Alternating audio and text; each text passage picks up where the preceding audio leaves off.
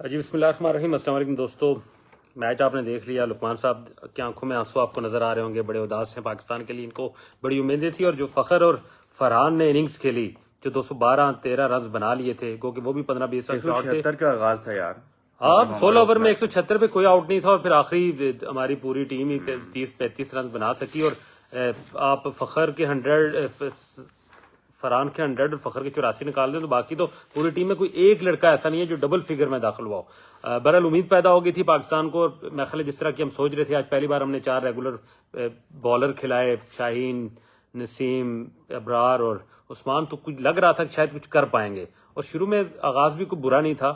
بہرحال جس طرح کی پیتھیٹک کیپٹنسی آج تھی, کوئی گیم پلان نہیں تھا کہ یار ان کو ریسٹرکٹ کیسے کرنا ہے. وہ ٹیم جس کو آپ کو پتہ ہے 147 پہ روک رہے تھے سر, یہ وہ ٹیم ہے جو گروپ سپر 8 میں ایک بار 97 پر آؤٹ ہوئی ہے, ایک بار 107 پر آؤٹ ہوئی ہے. یار یہ وہی ٹیم ہے جو پچھلے ٹورنامنٹ میں پہلے راؤنڈ میں آؤٹ ہو گئی تھی.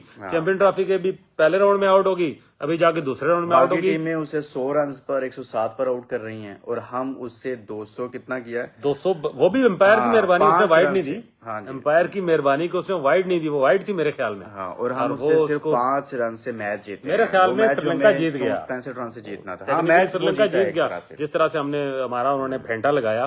اور ہمارے پریمیم بالر شاہین شاہ آفریدی, شاداب خان, کیا لینا ہے. شکر کرو خدا نخواستہ ہم کوئی واقعی ان کو 147 پہ ریسٹرکٹ کر جاتے تو ان کی ساری یہ جو خرابیاں ہیں اور جو نالائکیاں تو چھپ جانی تھی. بالکل ایسی کچھ بلیسنگ ان ڈسگائز یہ ہے کہ میچ جو ہے وہ شکر ہے ہم سیمی فائنل کے لیے نہیں کوالیفائی کر سکے, ورنہ اگر اس طرح کے لیڑے تیڑے کر کے چلے جاتے تو ان لوگوں کو ہمیں کچھ عرصہ اور بھی برداشت کرنا پڑتا. لیکن اب ان کے پاس ان کو ٹیم میں رکھنے کی نہ بورڈ کے پاس ایکسکیوز ہے. نواز کیا نام ہے اس کا, چلو بابر کو تو شکر ہوا آج باہر بٹھا لیا. اچھا ایک اور بات, بابر پہلے کر دینا بابر کو آج آپ نے باہر کیا. نمیبیا کے خلاف بھی بابر کو اپنے بیٹنگ نہیں دی, ہم اس وقت بھی 200 رنز کے قریب پہنچے. آج اس کو باہر بٹھایا, آپ نے 200 کا انصاف کراس کیا. لیکن ہم جو جہاں ٹیم, لیکن یہ بہت پہلے کرنا چاہیے تھا نا یار. اب پہلے تو کرنا چاہیے تھا, لیکن دیکھو نا ان لوگوں نے کتنا کرمنل نیگلیجنس ہے جن لوگوں کا, جنہوں نے ابرار کو نہیں کھلایا, جنہوں نے فخر زمان کو نہیں کھلایا اس ٹورنامنٹ میں. میچ ونر دونوں پلیئر تھا ہمارے پاس, فخر زمان پورے. چلے وہ تو فارم لگی ہوئی ہے ہمارا لڑکا جو ہے فرحان, ٹھیک ہے, لیکن اس کے علاوہ جو اس سے دنیا ڈرتی ہے اس کو ہم اسے میچ, اور آج اس نے میچ بنایا ہمارے لیے. یقین مانیے آج جب وہ کھیل رہا تھا تو فرحان کو بھی بڑا حوصلہ ملا. اور